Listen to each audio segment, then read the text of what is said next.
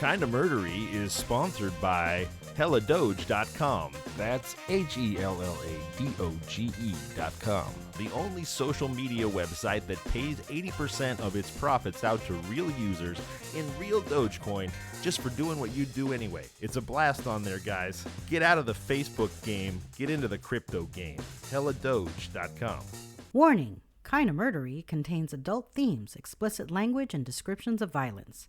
It is not suitable for anyone, and we recommend you stop listening now.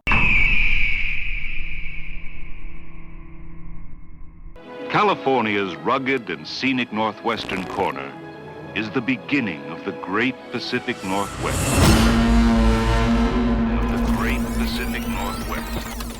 A region of untamed and primitive beauty. And the Humboldt County Sheriff's Department has now joined efforts with the Arcata Police. Growers living off the grid. Humboldt County also has the highest rate of missing person cases in the state. 60% of marijuana is grown in the United States. There's a lot of evil here. A lot of evil.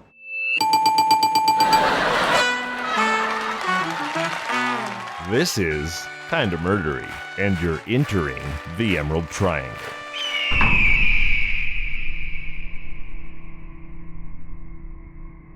Wow, that was nuts. Hey everybody, welcome to Kinda Murdery. I'm your host, Zevon Odelberg. Thank you for deciding to be here. Today, we're headed to the town of Ferndale, California.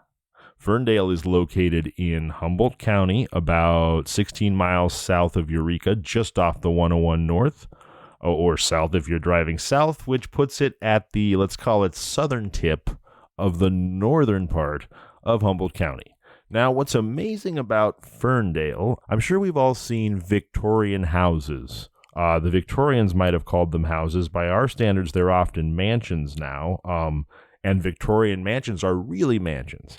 And I'm talking about these buildings that were built between the 1880s and about 1912 that are like tall castles with turrets and gingerbread everywhere. I think you guys all know what I'm talking about.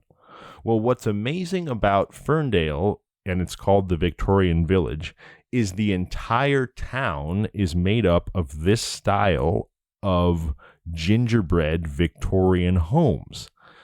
And here's why that's amazing. There's a reason when you go to other cities, whether it's Eureka or somewhere else in the country, you will see one or two Victorian homes with all the gingerbread and ornamental stuff that I've talked about, and not a whole bunch of them. Well, what happened? Those homes that are tall and narrow with castle turrets used a style of carpentry framing called balloon framing. Essentially, the way they built those towers was they took 2x4s that were about 40 feet tall, and they stood them up in the air. Then they climbed a ladder, and they hammered another 40-foot tall 2x4, 20-foot tall 2x4 on top of the one behind it, and then they stacked them all like a teepee, and then they shingled everything, right? And used a keystone. Yeah. It's the keystone that held it all together. Exactly. That's why they call, I'm from the Keystone State, exactly, baby. So that voice you hear is my fantastic return guest, the guy I'm always so happy to record with because I find him entertaining as hell. It's my buddy, Niall Madden. Hey, Niall, how you doing today? I'm good. How you doing? Good. I'm sick, man. I'm fucking terrible. Oh, okay. I don't know what it is. It might be allergies. I don't know. It's been really windy. Let's talk all about that. But I do want to stop. I do want to continue my little spiel on Victorian architecture because this is called balloon framing, right? And essentially what they're making are these 40-foot, 50-foot tall teepees, and then they throw the shingles on, they throw the paint and the gingerbread on, and they're like done. Well, I don't know if anybody listening has ever built a campfire or been a Boy Scout or a Girl Scout or just, generally woodsy and proficient. But how do you build a campfire? Now, how do you build a campfire? With many Duraflame logs stacked oh my akimbo. God. I had Thai food last night and left many Duraflame logs behind this morning. Yikes. Oh, God. God help us. I got some good technique when it comes to doing a fire. Yeah, what you do is you take there's a few ways to do it, but one of the most tried and true methods is to take the kindling and stack it in a teepee shape. Okay, so that's exactly what all of these Victorian homes were. That's how they were built. They were literally built structurally the same way that a Boy Scout would build a fire. So that's called freestanding structures, right? That's the whole thing. It's just the weight of the actual structure essentially, that holds it up, basically. And this style of building a tall turret by just nailing a bunch of boards together and essentially leaning them against each other and then wrapping them up and throwing the shingles on, that was called balloon framing, as I mentioned. And what it means is that entire towns and cities, and famously San Francisco in the 1903 earthquake and subsequent fire, were massive, were full of massive 40, 50, 60 foot tall Boy Scout campfires just waiting to go off. And for the most part, all over America, they did. All of these beautiful Victorian homes, they burnt to the ground. Well, Ferndale, every freaking home in the whole darn town is a Victorian mansion. It's like the one place in America that was a Victorian village that never burned, knock on wood. Normally it's not because they're burning. Normally it's because some tech cocksucker comes in, some young billionaire, and just starts, they just start buying and flipping shit. And so Victorian houses, they're not very practical. Well, and the truth is, though, most of them burned down within about 50 years of being built. So we can't even blame the tech bros. The vast majority of them just didn't. They're time travelers. Well, if anybody was going to be, right? What did the Washington Post say after Bezos bought it? Billionaire space race benefits us all. Here's why. They're like, billionaire time travel benefits us all. Here's why. Yeah. All right. So they all burned down, but Ferndale didn't. It's an incredible place. I recommend you go there. It's beautiful. And because it is an intact Victorian village, I'm going to burn it down. Opinions voiced by Niall Madden on Kinda Murdery are his alone and do not reflect the views of the show. No, just kidding. But obviously anything we say on this show, we don't mean it. Niall's not going to burn down Ferndale. Yes, I am. I wouldn't jokingly threaten arson against a place where every other place like it has already burned down somehow. I thought they were made out of bricks, though. I thought they could. No, they're all wood. They're all wood. And they don't have brick walls. No, there might be some brick, but they're all stone. I'm talking about West Coast Victorian homes from San Francisco up the coast. And in that case, everything is wood because they figured out pretty quickly that you don't want to use brick in an earthquake. So anyway, they're at Ferndale, directly northwest from Ferndale. If you go to the coast, and it's not far, is the mouth of the mighty Eel River. And the mighty Eel River plays a particularly important role in the story we're going to tell today. We're going to bring you a Ferndale murder story from Thanksgiving week 1902. And this is the story of a man named Albert Wright who died at the hands of a mysterious gunman, a murder that was long shrouded in mystery, and first reported in the Ferndale Enterprise on Friday, November 21st, 1902, 6 days before Thanksgiving, and exactly 1 week before incredible deals on hoops and sticks and gingham down at the Mercantile. The paper reports the death of Albert Wright. I love watching Black Friday fucking fight videos. People fucking ripping each other's fucking hair out over like Cabbage Patch dolls. Or I'm feeling a little under the weather. I haven't had a cold in years, so I'm like immediately thinking I'm gonna die. I think it's because the winds have been blowing dust like in my face. I've been waking up and my eyes just look like two fat pussies. You've got upper face fupa. Yeah, nah. I don't know. I'm like, it's just dust blowing. It was like 83 degrees, and you couldn't open the windows because there was like 50-mile-an-hour dust storms outside. So I hear you blaming the weather. Have you done anything else recently besides that you think could be responsible for your cold, other than an act of God here? Yeah, well, I just got back from New Orleans. I was there for 5 days where COVID just does not exist there. There is not a single mask in sight. So, I don't know. Yeah. Did you wear a mask or do you just get down on it? No, I didn't wear one. I mean, you have to wear them when you get into an Uber, but are you vaccinated? Yeah, you get that Johnson and Johnson, or did you get the ones that work? I got the Moderna. Oh yeah, bang bang Moderna. I was going gang. to get the booster. I was going to do it I was trying to get it sneak in there like a day before. Thank God I didn't, because I didn't realize that you actually do get sick and you're immunocompromised for 2 weeks. Oh yeah, everyone I know who's gotten the booster has just gotten laid out by it. Fuck. Yeah, the second booster was, the second shot is I got a little sick. Yeah, me too. The second shot's worse than the first for sure. I had to chew on a stick. Tell me about New Orleans. What were you doing in New Orleans? I was there for a buddy's wedding. It was I was in the wedding. They actually rescheduled it 3 times because of COVID. It all happened like the week before the wedding was supposed to start, which was crazy. I mean, it was terrible. But I swear to God, people were. I mean, it was one of the most epic things I've ever been to. People were just so drunk. Great. Now that's a fantastic tease in the classic radio sense. So what I want to do now is promise the audience that we will get back to tales of New Orleans debauchery. But first, I do want to tell you a little bit about the murder of Albert Wright. So, as I mentioned before, the mouth of the Eel River is not far from Ferndale, and especially in a time like 1902, it was a very important economic resource, somewhere people went to do a lot of fishing because you can catch a lot of salmon at the mouth of rivers, and everything wasn't all fished out yet because it was 1902. And there was a pretty vibrant Native American community in the Ferndale area, and so a lot of them lived around the mouth of the river because they traditionally subsisted hunting, fishing society, right? Mm-hmm. The Tuesday before the Friday I mentioned, so I believe it was November 17th, 1902, Albert Wright, who was a half Native American man, was murdered by a mysterious gunman at the home of his friend Charlie Sears and Charlie's wife in the Centerville Beach area about 2 miles south of the Eel River.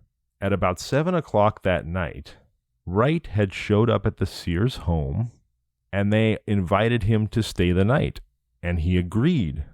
But they noticed, the Sears did, that Wright seemed to be really worried about something, and also that his clothes were soaking wet. So obviously, 1902, most people didn't have telephones, so a friend showing up sort of unannounced for dinner or even a sleepover, so to speak, that's not that weird back then, because nobody was expecting you to call and make plans. You got to get a carrier pigeon, write a little note. Throw it in a bottle at the Eel River mouth and let it float down. So he shows up unannounced, middle of the night. Again, not that weird. There's no technology to announce yourself with. But what is weird is that he seems distraught, worried, and that his clothes are soaking wet. You don't usually, if you're going to show up unannounced for dinner, you probably put on a nice set of clothes, maybe bring a bottle of wine, or at least like some flowers you grabbed off a gravestone or something. He instead shows up frightened and soaking wet.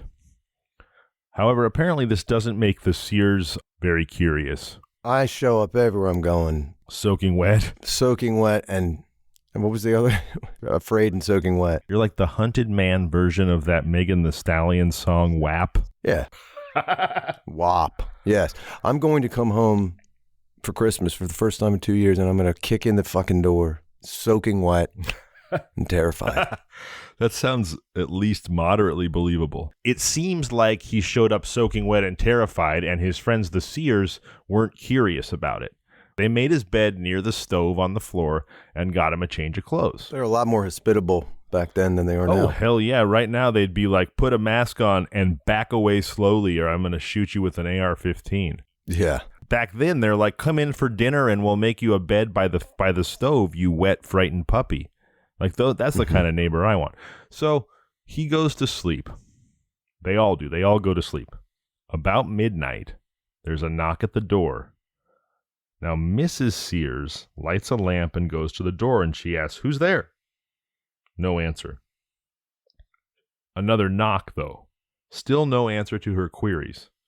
Now, this part cracks me up a little bit, and we got to shit on this guy a little bit. It then says... This is right here in the newspaper, 1902. The husband, Mr. Sears, then told his wife to open the door. How about this piece of shit? Right.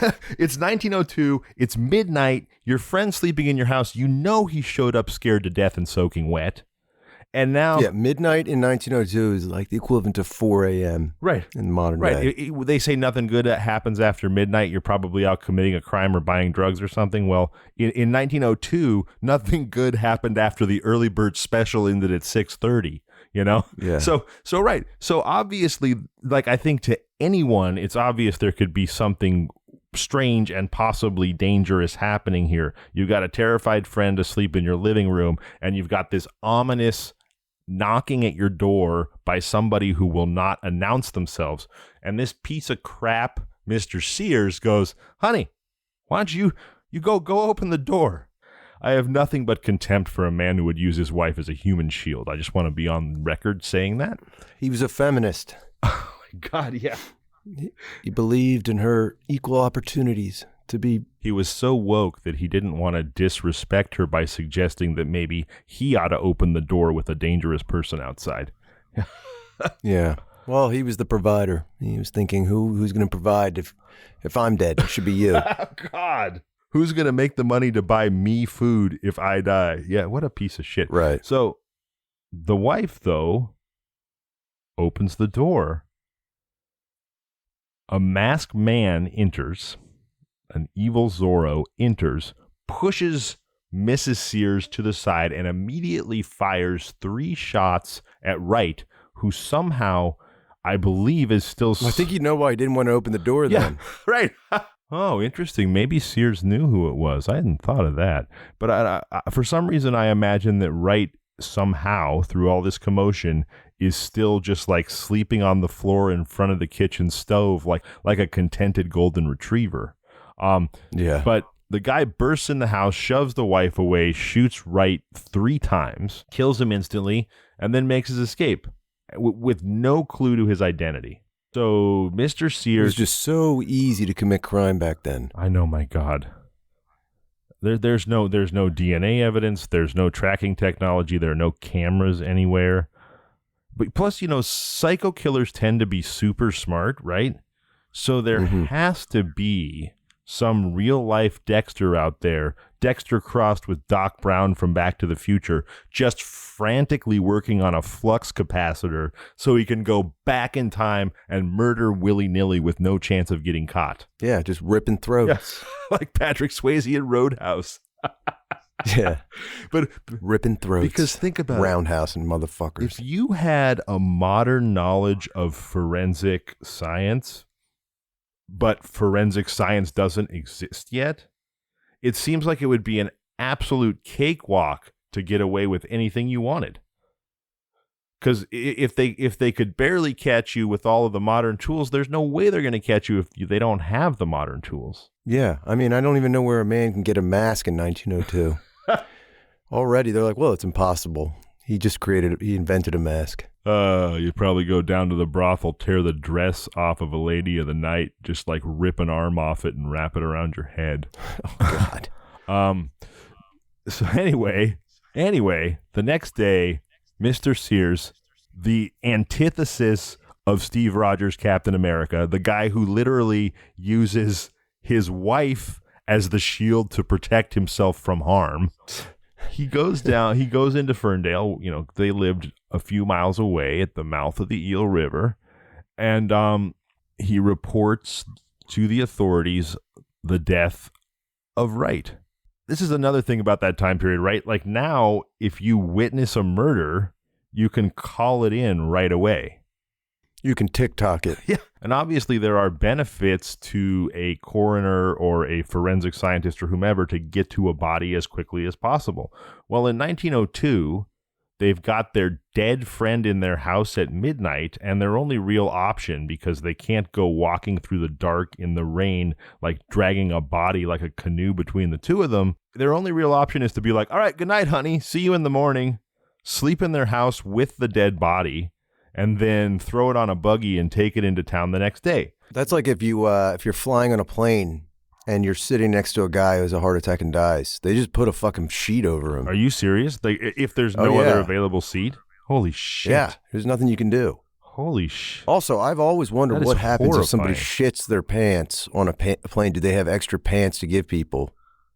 Because if they don't get the shitty pants out, I mean, like if a dog shits on a plane and it's recycling all this air, apparently it just instantly starts making people like violently ill. And then you've got just like wild Stand By Me blueberry pie vomiting like everywhere in the plane. Yeah. Oh my God. No, but yeah, so I think maybe they give you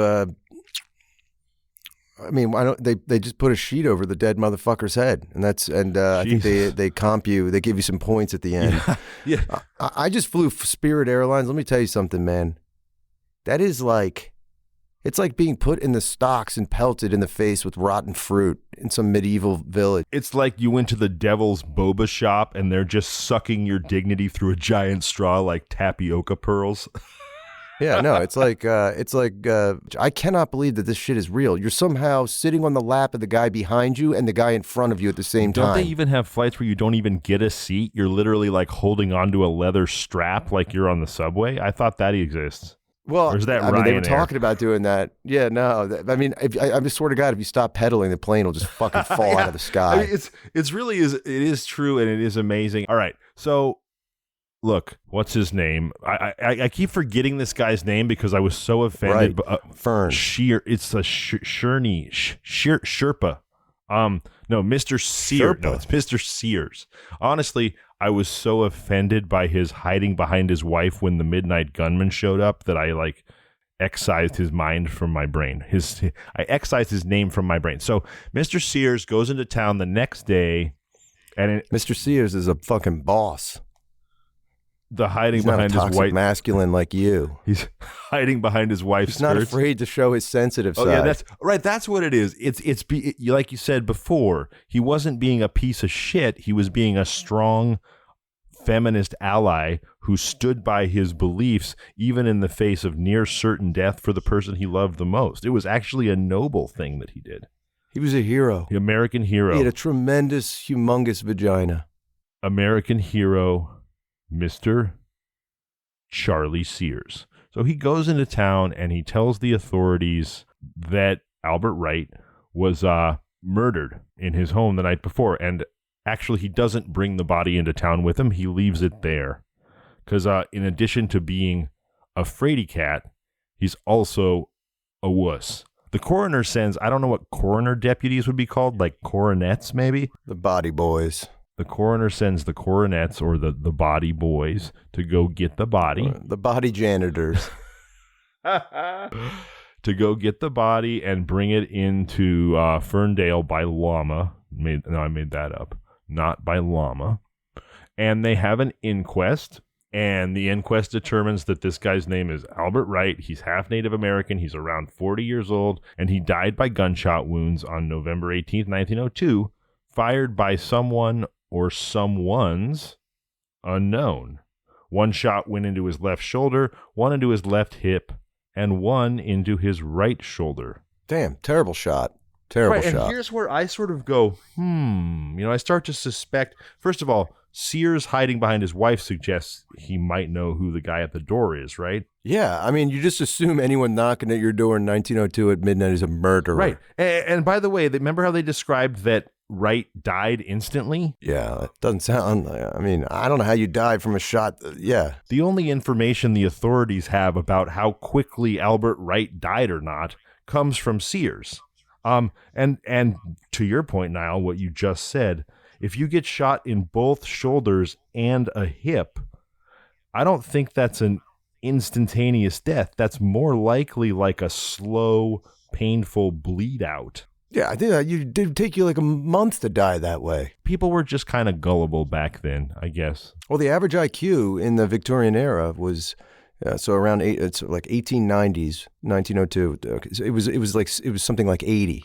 Isn't that very low? It's extremely low. 70 is mental retardation. But the weirdest part about it is if you've ever read, if you ever tried to read a book from that time period, I'm like, I don't know what the fuck this guy's, you know what I'm saying? Like, I don't know, man. I don't believe for a second that our IQs are rising.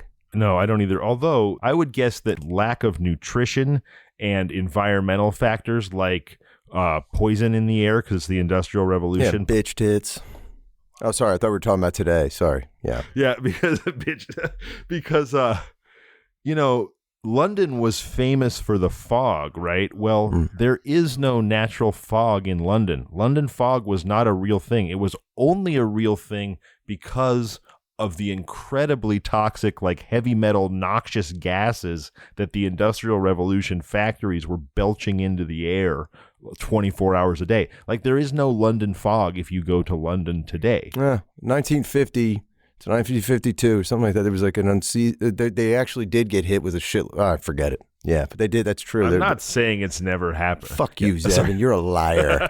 Anyway, they are satisfied that Mr. Sears had nothing to do with it, even though, like, he waited 24 hours to tell anybody about it. He told them that the guy died instantly from 3 different, probably not that serious wounds, and he hid behind his wife and all that stuff. It's also funny that he hid behind his wife is in the newspaper because that means that he told them that. Yeah, and at that time, I feel like people would have wanted him literally locked in a dungeon somewhere for that. You're talking about low IQ. This guy wasn't even smart enough to realize what an asshole he sounded like for hiding behind his wife's skirts when there's a gunman at the door. Yeah. He's like, yeah, so I hid behind my wife. I used her as a human shield. Oh my God, it's awful. Yeah, I still don't understand how these bullets, one in the hip, one in the shoulder. I mean, look, if I got shot in the shoulder right now, I would fucking die. What gets me is the died instantly, because I think he would bleed out slowly, during which time he might have something to say about who'd shot him. Maybe he had a heart attack. Just from the pain or something. Or no, just from the sheer shock. He was like, oh my God, you've shot me. The authorities have no idea about the identity of the assassin, but there's a common theory as to why Albert Wright may have been murdered. Pray tell. They believe that his murder was the outcome of the drowning of Native American man, and remember, Wright himself was half Native American, Harry Duncan, who met his death in the Eel River below the cannery on Monday evening, the night preceding the killing of Wright. Wright, it seems, was with Duncan on a boat when the latter was drowned. Did he just leave him like Ted Kennedy? Just fucking go home, and he's like, yeah, she's been in there for 2 days. Massapequa, California. Yeah. So Wright was with Duncan on a boat when the latter was drowned. And from what they could figure out about the story told from numerous different sources, so basically the child's game of telephone about what happened in regards to the tragic drowning of this Native American man is this. A lot of them believe that Wright must have quarreled with Duncan, and then as a result of that quarrel, threw Duncan overboard, and that Wright was in fact Duncan's murderer. And from that theory evolved the idea that the murder of Wright was to avenge the supposed murder of Duncan, according to Indian custom, an eye for an eye, a tooth for a tooth. Now here I'm going to stop and laugh again. Not at anybody's death, not at the mayhem or the murders, but think about this one. The writer of this article says somebody came and killed Wright for murdering Duncan because of the ancient Native American custom of an eye for an eye, a tooth for a tooth, which is directly from the Bible. Well, Native Americans hadn't seen a Bible until white folks showed up in the friggin' 1800s, late 1700s, at the absolute earliest. But their ancient Native American custom is an eye for an eye, a tooth for a tooth. That's the frickin' Hebrew Old Testament. All the religions are related. They're all from the same email forwarding. Yeah, what do you use, like a chain letter? They're all from the same chain letter. You're saying God runs a Russian troll farm in the clouds? Yeah, he's just got a bot army. Yeah. Oh, man. So anyway, this seems to make sense to everybody that Wright was killed as vengeance for Duncan. So Duncan, the man who was drowned, was about 25 years Was it a Native American guy that killed him, they think? Well, so or far, was it a ghost? So all of these events, other than going to the coroner, etc., happened happened within a Native American community or group of friends. Yes, you're so hard in my pants. All right. So Duncan was really well liked about town. Everybody respected him. He was married, and he left behind him a wife and 3 children. Duncan doesn't sound like a very Native American name.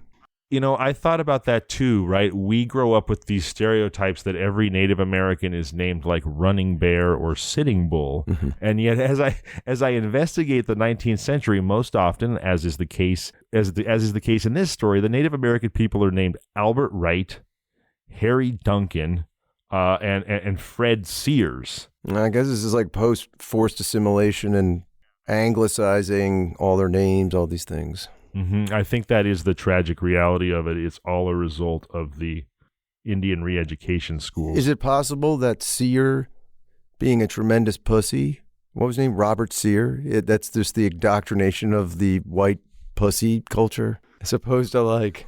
His name was Charlie Sears. So he learned how to be a quivering feminist from Indian re-education school. Is that what you're saying? Yeah. Oh, my God. Well, because he was coming in, riding upside down on a fucking horse, shooting arrows with his teeth like a Comanche. And then they're like, no. So then the billionaire serial killer that's been working on the flux capacitor, like Dr. Jeffrey Dahmer Brown, invented the time machine and sent a bunch of woke warriors back to the dawn of the 20th century to teach Native American husbands to respect their wives and hide behind them in danger. Is that the thesis you're advancing for me? It's an idea I've been kicking around for the last minute and a half. You know, we're just pulling the string here and seeing where it unravels. We're just workshopping it. Yeah, we are. But it doesn't. Okay. He doesn't seem to possess. And I base this on absolutely nothing. I don't know anything about this guy's culture, but he seems like a bitch ass. Yes, he does. The body of the drowned Harry Duncan had not been found, and up until the last accounts, up until the reporting of this murder of Albert Wright, the body had not been found, and the water of the Eel River was quite high, leading people to assume that the body had likely been carried out to sea. Along comes a man named Tom Hecker. He's a half Native American man. And here's the story of Duncan's drowning that he tells to the Lolita correspondent from the Eureka Herald. He says that Harry Duncan was going to cross the river to get his little daughter, and he took his gun with him so he could hunt along the way. Did he have to carry it in his mouth or something? This motherfucker seems like he knows what he's doing in the ocean or in the water. How is he drowning? Yeah, right. So supposedly he's going to go pick up his daughter from parts unknown, and he needs a gun to do a little hunting on his way. I mean, certainly in today's day and age, we would be highly suspicious of anyone who needed to, like, bring a rifle to do some hunting on the way to get their daughter from school after fording a river. You know, like it just doesn't sound like it makes any sense. So then Tom Hecker says... In about 5 years, I think that's how we're going to be living. Right, yeah. Yep, the end of the social contract is upon us, folks. So here's the thing. To me, this story that Tom Hecker tells to the correspondent, it jumps out as just a fish fucking story of a lie immediately, because it starts like this. Duncan's going to cross the river with a rifle to hunt on his way to pick up his daughter. And that as he's like crossing the river with his rifle, he happens across Albert Wright, who asks to accompany him. Again, hey man, good to see you. Can I go with you to like do some spot hunting even though you're the only one with a rifle and we're just going to pick up your daughter? Albert Wright says, hey bro, I want to come with you. And again, this is according to Tom Hecker, and is notably Duncan and Wright are both dead at this point and unable to contradict Hecker's version of the events. So Wright says, hey Duncan, can I go with you? By the way, I've just stolen this awesome jug of wine from Jack Gridley. Don't know who Jack Gridley was, but I'm picturing that he had like a freaking Carlo Rossi like gallon of wine. So at this point, Duncan says, yeah, come with me and give me a hit off the Carlo. It's like their White Claw. Right. Apparently it was about 3:00 when they met up. This was shortly after Albert Wright had swiped the jug of White Claw and left the Gridley cabin. Mm-hmm. They cross the river to the home of a man named Harry Kenner, who feeds them dinner. Another thing I love about this era, because it happens in so many stories that I find, is it's very common for total strangers in the middle of nowhere to show up unannounced at your house, and the people who live in the house are just like, hey, bucko, great to see you. Don't know who you are. You could be Michael Myers, but how about I make you some dinner? Yeah, and then they ask you to sleep in the barn and do not touch the farmer's daughter, who's got big-ass titties. And just you can see her camel toe through her dress. They ask you to milk the stallion, yeah. But, I mean, on the one hand, it feels like that's the way it ought to be. Like, this is humanity exercising its better nature. Honestly, I think it is in many places. Yeah. Just not in this shithole. Yeah. So, Duncan's daughter was staying at Keener's. So, this is kind of hilarious because I just gave you this whole fucking soliloquy. So there is a farmer's daughter? Yeah. There is a nubile princess with big-ass titties that need to be milked. An insatiable lust for the guest. They decide to leave Keener's now. However, they're drunk. And so the daughter refuses to go with Duncan. So basically, Duncan and Wright are now wasted. The whole point of their trip was to pick up Duncan's daughter, but he's too drunk off the Carlo Rossi for her to be willing to leave with him. Well, that describes like my 20s. Every single time I left the house to do something productive with a friend, one of us would end up at the bottom of a river, somebody shooting somebody else with a mask on. So they go to get the daughter. They're too wasted for her to agree to come with them. So now what you have are two drunk-ass guys heading home in the dark, planning to take a wooden boat across the mouth of the Eel River where it dumps into the ocean. All of those things spell danger. The night, the drunk, the boat, the ocean, etc., right? Right. So they hop in the boat, and before they notice it, they realize that there's an ebb tide running, which is the 1902 way of saying there's a heavy rip current. And all of a sudden, they get ripped out of the mouth of the river, and they're only about 30 yards from these giant breakers, these giant waves that will essentially smash their boat to wooden matches like Tom Hanks' first few attempts in Castaway. But they're also only about 30 feet from the shore. They have a damned if you do, damned if you don't option here. So at this point, Duncan throws the oars overboard. Because he's an idiot. And because it's 1902 and his IQ is 80. Right. When he chucks the oars overboard, Albert Wright turns to him and says, Harry, are you trying to drown me? Duncan never answered, but instead... He's like, don't fight the current. You go with it. That's why I just threw the oars over the side. And now we're just going to let the current smash us.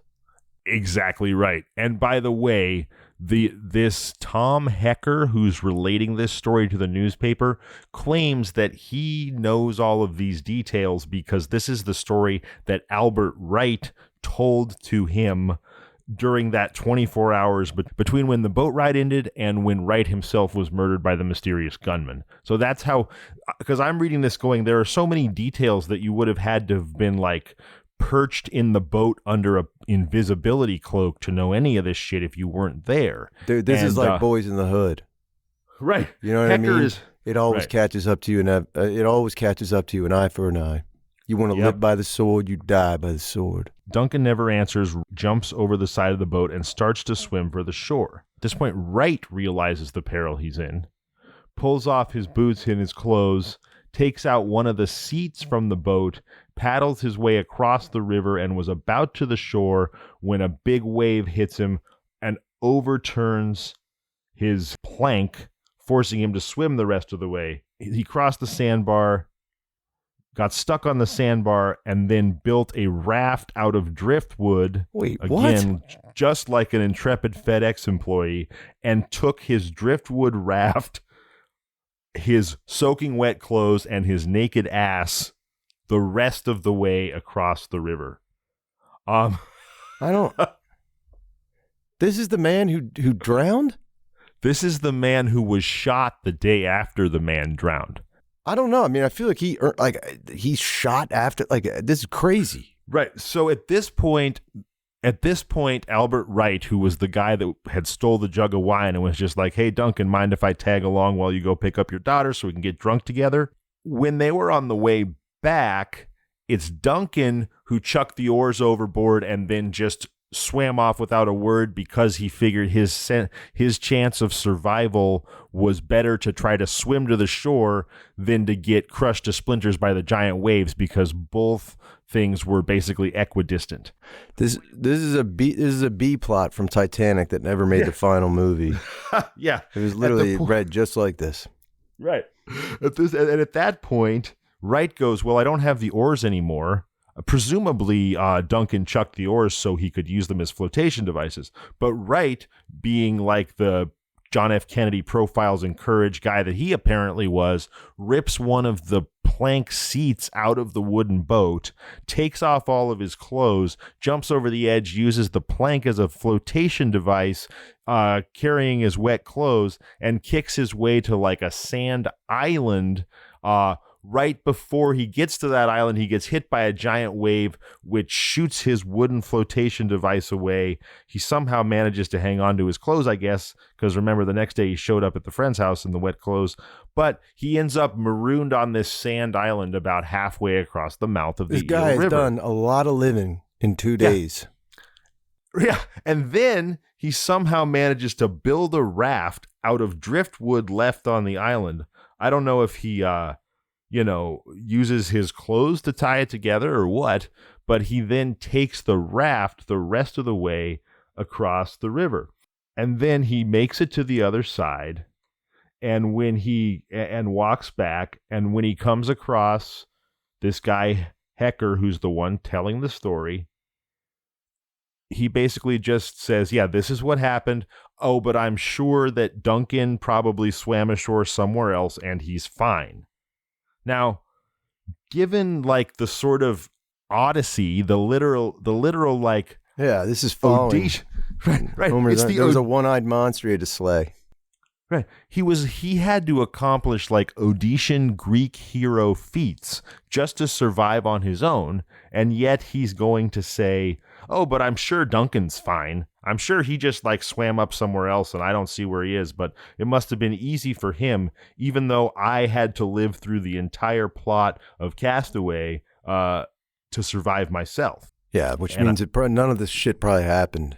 He literally probably used Duncan's body as a flotation device. Well, you say that, and after all, I do think that the far-fetched nature of this story has a lot to do with why, when Wright was murdered by the mysterious gunman, people assumed that it was vengeance for the murder of Duncan. Because the story of how he didn't murder Duncan and Duncan just drowned sounds like, as you've pointed out on multiple occasions now, Niall, and you're right, just a whole lot of horse shit. You know what this reminds me of, this story?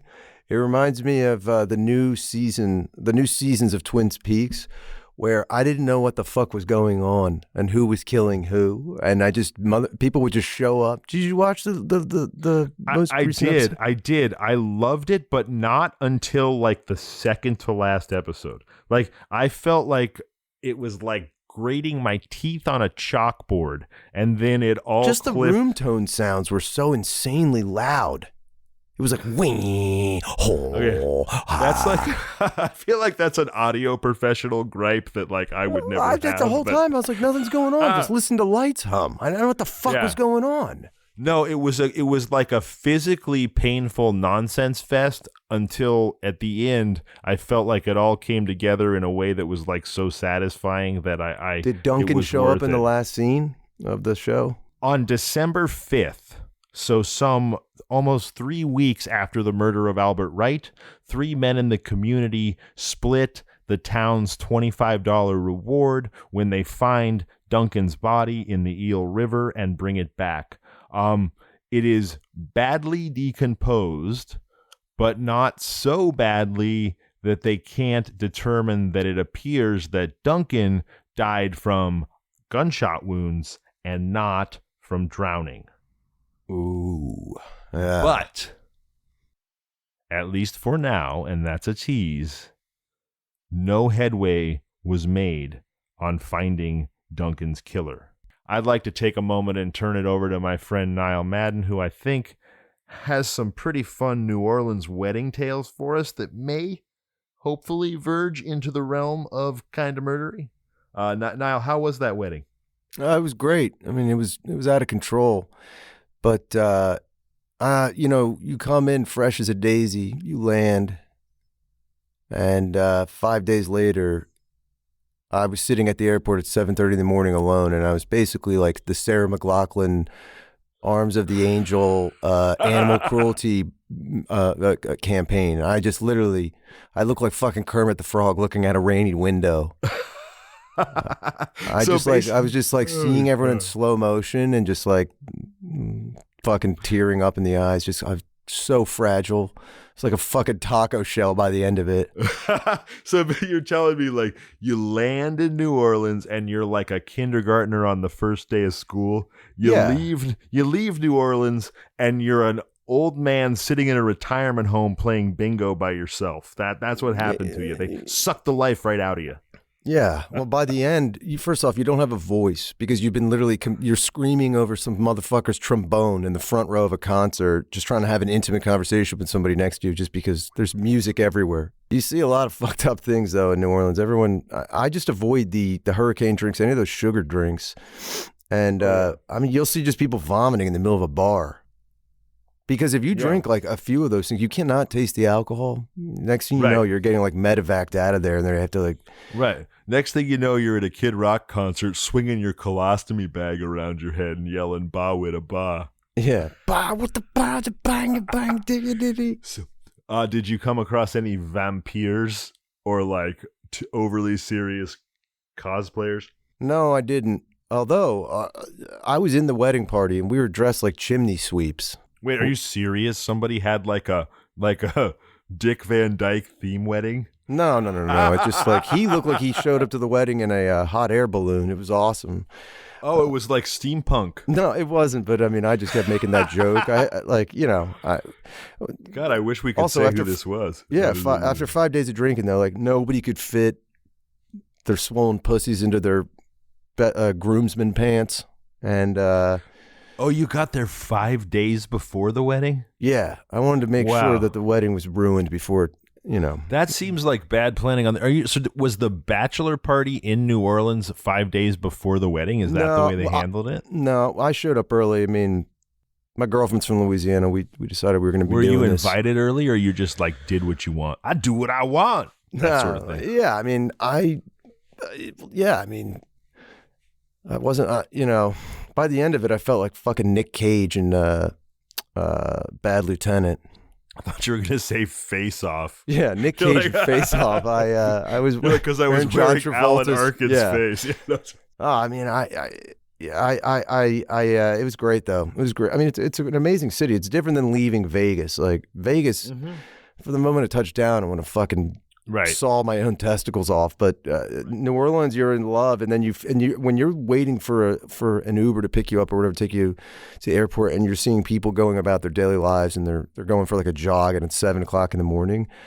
You just feel like a reprehensible rat fuck of a man. Yes, and then you get onto a Spirit Airlines, you just want to die. I agree with you. I agree with you about Vegas. Whenever I go to Vegas, I feel like the only way that I will ever be clean again is if I dissolve my body in a bathtub full of battery acid. But in New Orleans, you feel that way. But I also feel like just by going there, I learned something important about America. It's almost like I was a piece of shit and I got too drunk and everything else, but I also visited the Capitol Mall and the Smithsonian and stuff. Like New Orleans feels like this walk through another time. There's a history there. It's not just like, yeah, I mean, I don't know. By the end, you turn into a gay vampire if you're there for too long. Sounds like you had a wild, debaucherous time. So can we get a little more, since we don't know who these people are, and you've already told plenty of embarrassing stories about yourself on this show. Can we get a few more specifics on something that actually went down here? I'm trying to think of anything that would have any interest to anybody. Oh God. Well, I mean, it's just trying to think, what the fuck? Did you meet any interesting characters at any strip clubs or live sex shows or bars or alleyways? I didn't. Damn it. I landed in New Orleans, and I've never been to an airport like this where there was literally like a 6-hour wait for a cab.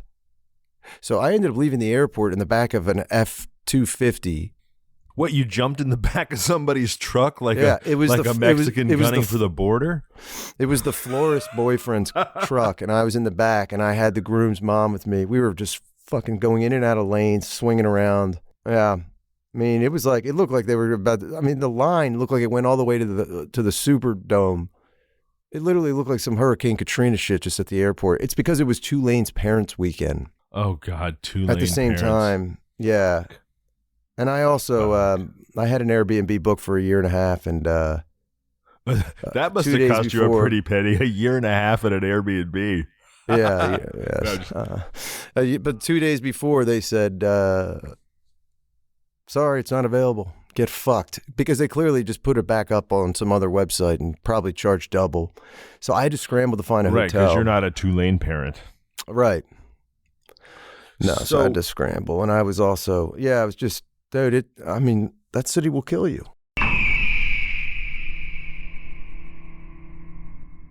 Back to the story of the murder of Albert Wright and the mysterious gunman.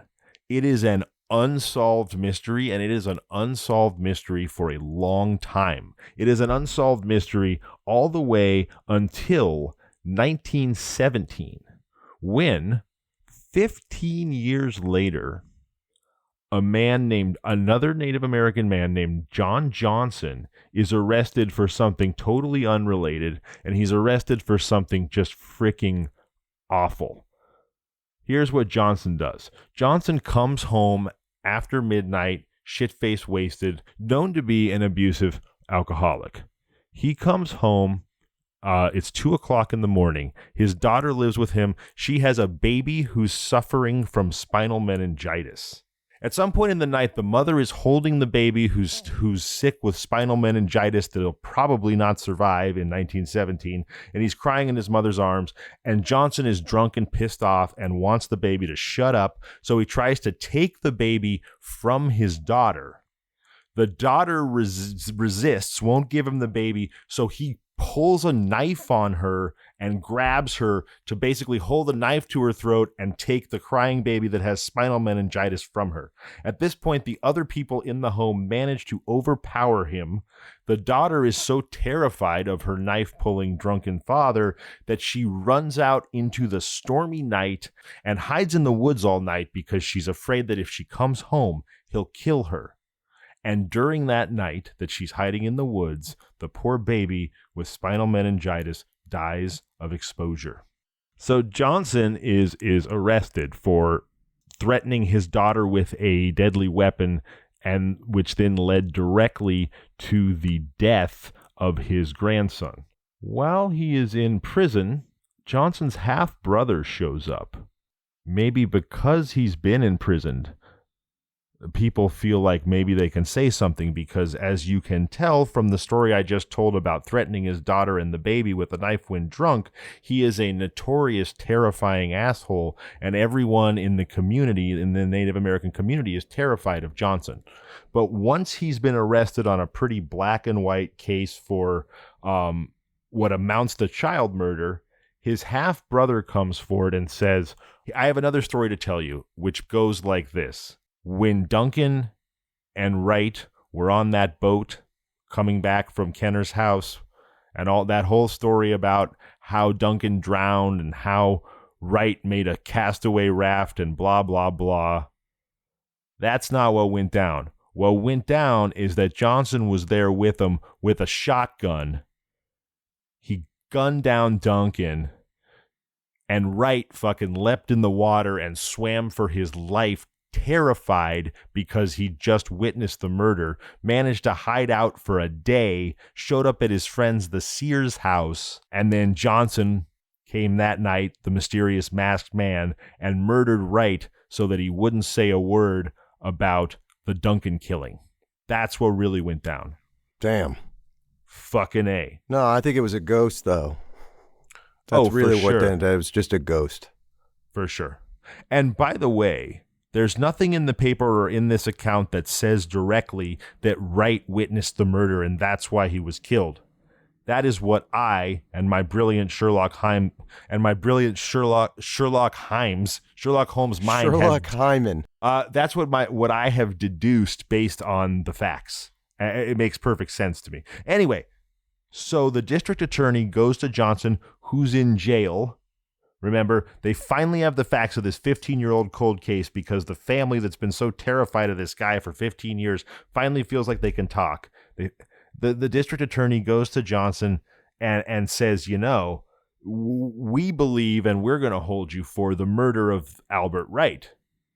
At which point, Johnson spins on the attorney and snarls, "Who told you? Who told you?" Like, in other words, who's the motherfucker I'm going to have to kill for spilling the beans? And then he sort of realizes the tacit admission of guilt in that statement and denies any knowledge or involvement in the crime. Fast forward a few months, the long and short of it is Johnson ends up in San Quentin, but only for the attack on his daughter and the death of the baby, not for the murder of Albert Wright, which they ultimately can't prove beyond the hearsay of the family's testimony. And so this guy who clearly murdered Decker, clearly murdered Wright, tried to murder his daughter, murdered his grandson, ends up in San Quentin on a 2-year bid, 15 years after Albert Wright was gunned down. And in the words of the late, great Bob Harvey, now you know the rest of the story. I mean, the only reason they caught him is because the motherfucker tripped up. So there you go. He didn't even really trip. He tripped up in the sense that he's an awful piece of shit. Well, yes. The family finally came forward and ratted him out after he tried to kill his daughter and killed his grandson, essentially. So I guess that's a form of tripping up. But I think that's a form of also revealing that you're even a whole hell of a lot worse than anyone thought you were. Maybe he had mercury poisoning. He was a fur trapper. Niall, it's been awesome to have you. Thanks for being here, dude. It's always some of my favorite sessions to record with you. Really appreciate it. Thank you, man. I had fun.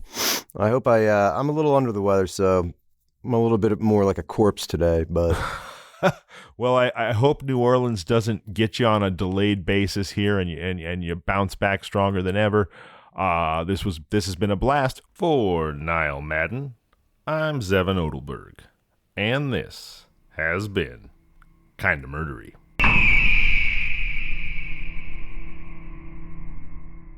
Kinda Murdery, The Emerald Triangle, is created, researched, edited, produced, and hosted by Zevon Odelberg, with opening theme by Niall Madden and art by the Gin of Lang. Available now on all podcasting platforms. If you like the show, please subscribe, review, and tell your friends. You can find us on social media at Kinda Murdery or email at kindamurdery@gmail.com.